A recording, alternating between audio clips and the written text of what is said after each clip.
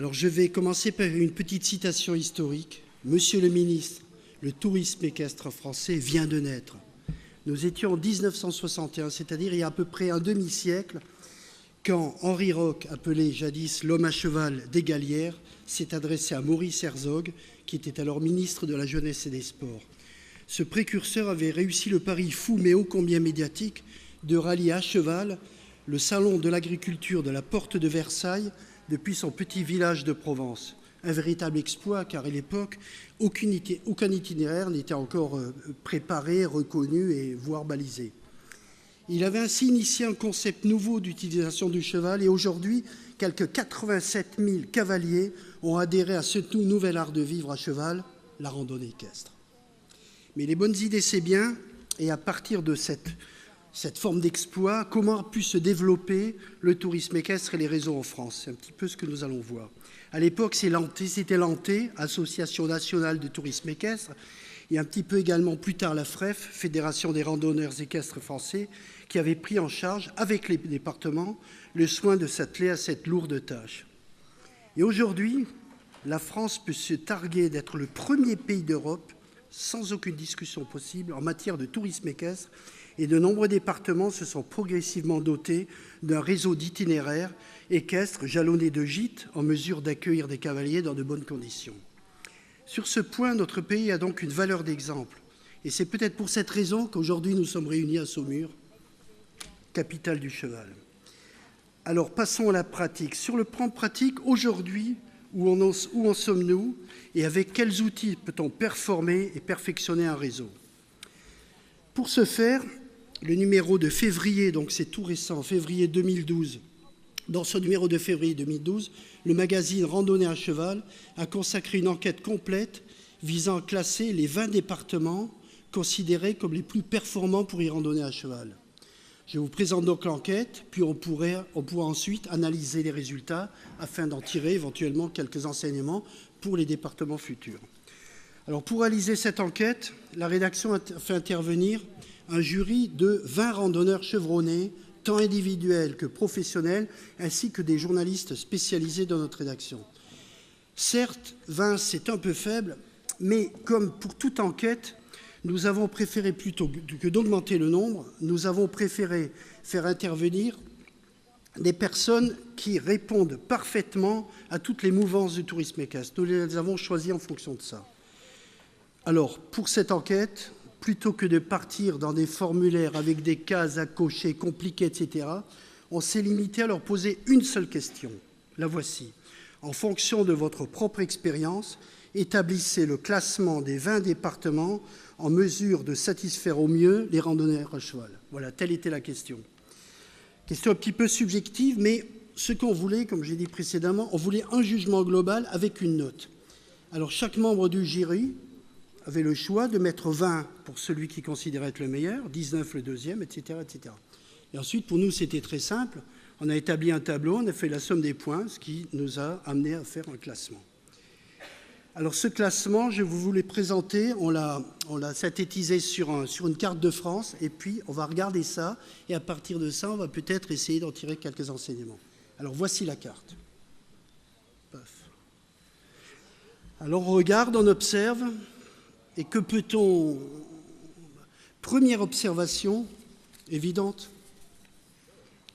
la situation géographique. On remarque facilement que le centre de gravité des départements plébiscités se situe dans la partie centre-sud de la France, à l'exception toutefois de la Bretagne, de l'Alsace et des Pyrénées. Certainement, ces régions ont beaucoup plu par leur caractère fort, leur caractère historique et culturel fort. Les autres sont plutôt situés dans le sud. Alors l'interprétation qu'on peut en faire, c'est bien, quand on part en vacances, généralement on part plutôt dans le sud que dans le nord, mais ce n'est pas vraiment une interprétation très objective. En revanche, alors chose étonnante, l'Ardèche, qui est située entre le numéro 1 et le numéro 3, n'a pas été plébiscitée. Pourtant, c'est une région, j'y ai randonné plusieurs fois à cheval, c'est une région qui a des caractères extrêmement forts. Alors pourquoi ? Alors de là, on peut mettre en exergue un autre critère de réussite. Il n'y a pas que l'attrait géographique, mais un autre critère de réussite. Alors je vais un petit peu faire un retour en arrière, sur une vingtaine d'années. La Drôme, par exemple, qui est en tête encore aujourd'hui dans notre classement, si elle est en tête, c'est certainement pas uniquement pour ses attraits géographiques.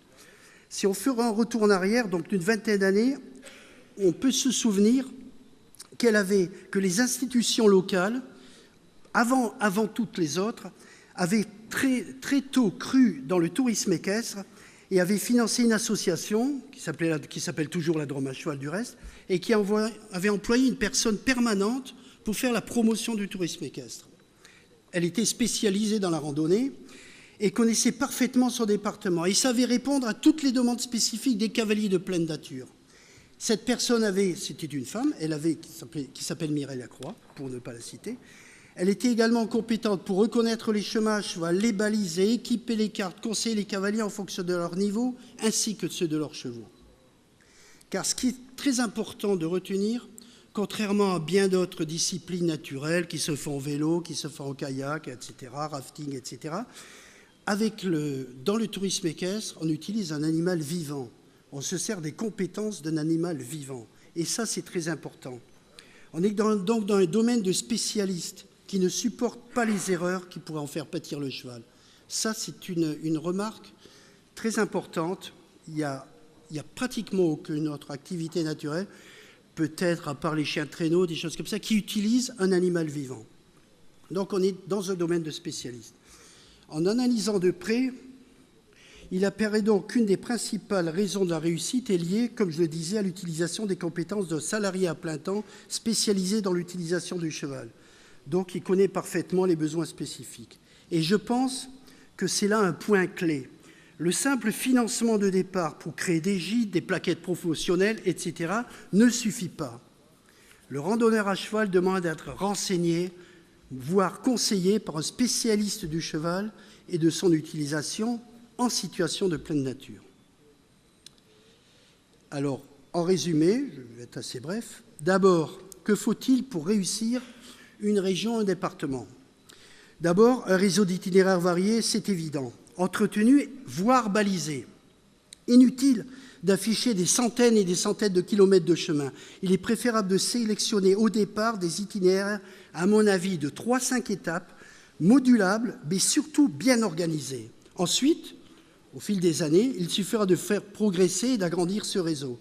Tenir compte également, ça c'est un phénomène un petit peu nouveau, tenir compte donc également de l'engouement pour la randonnée attelée. De plus en plus, on s'aperçoit, on trouve sur les chemins des randonneurs qui attellent leurs chevaux et qui pratiquent la randonnée attelée. Donc là, il faut adapter, peut-être pas l'ensemble de l'itinéraire, mais certains tronçons qui ne sont pas praticables par un attelage.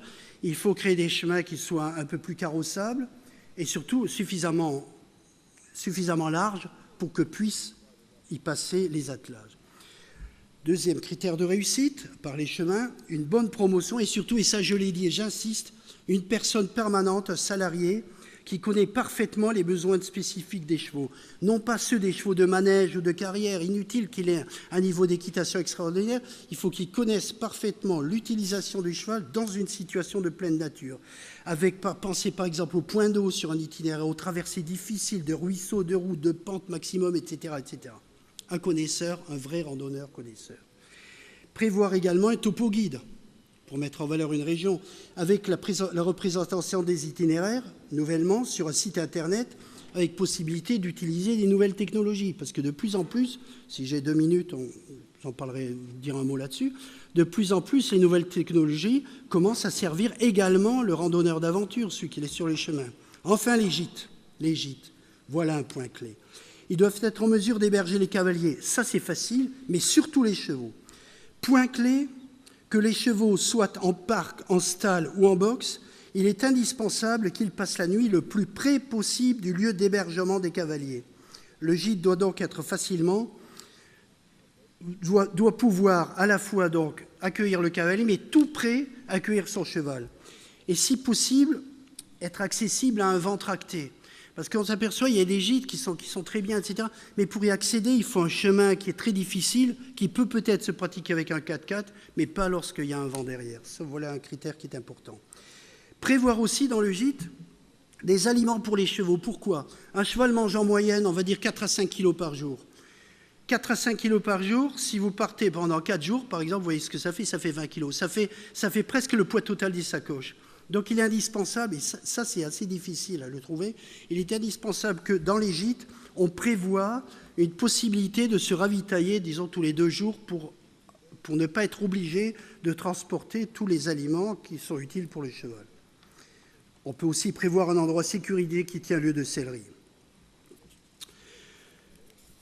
Une petite remarque, c'est dommage, mais c'est comme ça. Randonneurs pédestres et randonneurs équestres ne s'entendent pas toujours très bien. Alors, pourquoi? Alors, on peut imaginer que c'est parce que le randonneur pédestre, c'est un vrai sportif, un pur, il se lève tôt le matin, le soir, il se couche tôt, etc. Le cavalier est un peu plus fêtard que ça. Et on s'aperçoit souvent qu'il y a des petites... Mais enfin, on est comme on est, et restons-le. Autre petite difficulté, de plus en plus, dans les gîtes, les gîteurs préfèrent louer à la semaine, parce que comme ça, ils sont occupés pendant la semaine. Or, le cavalier, lui, reste rarement plus d'une journée. Enfin, il reste une nuit, et puis c'est tout, c'est un lieu de passage. Alors, des fois, on entend dire « Ah oui, c'est complet, etc. » Combien de temps vous restez? Une journée? Ah non, on est complet, etc. Ça, il faut en tenir compte. Alors, la solution, je ne l'ai pas, mais il faut en tenir compte. Revenons, la labellisation. Alors, pour être certain, pour que le cavalier soit certain que son cheval soit accueilli dans des conditions normales, le randonneur aime bien que le gîte soit labellisé. Alors de plus en plus, je sais que le CNTE fait beaucoup de choses là-dessus, mais c'est encore un petit peu anarchique, mais certains départements labellisent, d'autres pas, il y a des chartes, etc. Alors il est très intéressant, voire fondamental, que le cavalier, quand il réserve dans un gîte, il soit sûr que son cheval puisse être accueilli. Comment? En parc, en stall. Bon, en boxe, en général, le cavalier randonneur son cheval peut se passer de boxe, hein. Sinon, c'est pas un vrai cheval d'aventure. Mais qu'il puisse, par exemple, trouver de l'aliment, des choses comme ça. Je reviens 2 minutes à nos chemins. La principale richesse de notre pays, ce sont les chemins. Sans chemin, point de tourisme équestre. Quelle que soit la région, il est fondamental, donc, de reconnaître rapidement, je sais que c'est fait, mais d'accélérer ce mouvement, de reconnaître rapidement les réseaux de chemins et de les entretenir, voire de les baliser et surtout de les classer dans des plans départementaux, avant qu'ils ne disparaissent, happés par l'agriculture intensive et l'urbanisme. Il suffit que sur un itinéraire de 30 km, il y ait 1 kilomètre qui soit bloqué pour que l'itinéraire soit par terre. Et Dieu sait si le randonneur n'aime pas trop marcher sur du goudron. L'idéal, c'est encore le chemin de terre. Mais de plus en plus de cultivateurs demandent à ce que les chemins soient goudronnés, etc., etc. Voilà pour l'essentiel. Alors ça, c'est un petit conseil que, pour ceux qui ne connaissent pas bien le tourisme équestre, pas ce milieu riche, convivial du tourisme équestre, si vous voulez vous faire une idée globale du monde très convivial de la randonnée à cheval, allez donc faire un petit tour à l'Équirando. C'est la grand-messe du tourisme équestre qui aura lieu cette année au Haras du Pin, en Normandie, du 27 au 29 juillet. On y attend 1000, 1500 chevaux, peu importe le nombre. Moi, je vous garantis que vous y passerez un excellent moment. Et pour être conquis, rien ne vaut en effet une bonne immersion dans ce sympathique milieu du tourisme équestre. Bon, je pense avoir mentionné, je suis dans les temps, soit. Je pense, comme tout randonneur, on sait gérer son itinéraire. Je pense avoir su gérer mon intervention.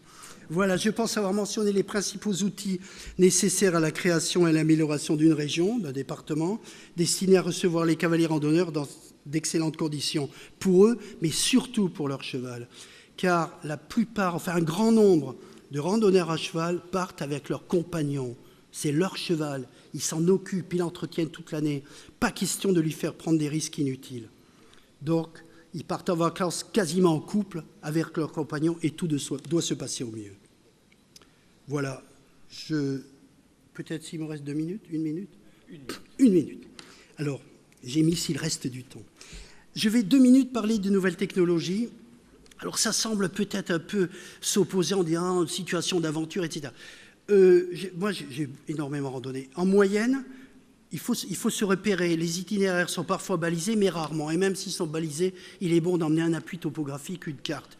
En moyenne, pour une journée de randonnée, si vous faites votre 20-35 km, il vous faut une carte et demie. J'ai fait un truc. Donc, si vous partez 10 jours, vous voyez combien ça vous fait? Ça vous fait 15 cartes. Alors, vous partez avec un paquet de 15 cartes dans les sacoches, et Dieu, si la place est précieuse dans les sacoches, vous devez partir avec un paquet de 15 cartes, et puis ça coûte cher d'acheter des cartes, et souvent on n'utilise qu'un petit coin. Alors, actuellement, il y a un mouvement les nouvelles technologies. Vous avez par exemple Carto Explorer, GeoRando, sont des logiciels de randonnée à cheval. Au lieu d'acheter une carte complète pour n'en utiliser qu'un petit bout, pas vous pianoter et vous achetez uniquement, vous créez votre itinéraire, vous achetez uniquement la bande qui vous intéresse. Et en plus, vous pouvez, à partir de ça, vous pouvez transférer ça sur votre GPS et pouvoir se servir d'un GPS. Donc vous avez deux possibilités, soit limiter, la première possibilité, soit limiter l'achat des cartes et puis le fait d'avoir des draps de lit à étendre des cartes comme ça à cheval, c'est toujours acheter uniquement la bande qui vous intéresse, l'imprimer et partir avec ça. Si vous allez un peu plus loin dans la technique, vous pouvez transférer ces bandes de cartes, voire votre itinéraire, sur un GPS. Ensuite, vous pouvez également, depuis votre ordinateur, préparer votre itinéraire et le tracer, et il sera transcrit sur l'extrait de carte que vous aurez fait. Et dernier lieu, de plus en plus de banques d'itinéraires de randonnée sont en train de se former et regroupent des itinéraires comme ça qui sont mis sous forme de fichiers numériques. Donc, vous voulez partir dans une région, clac, vous rentrez, vous cherchez les itinéraires qui existent, etc. Et si vous avez fait un itinéraire qui est intéressant, vous pouvez le transférer à un ami. Voilà. Donc, intéressons-nous également aux nouvelles technologies. Parfait. Je suis dans les temps. Merci beaucoup.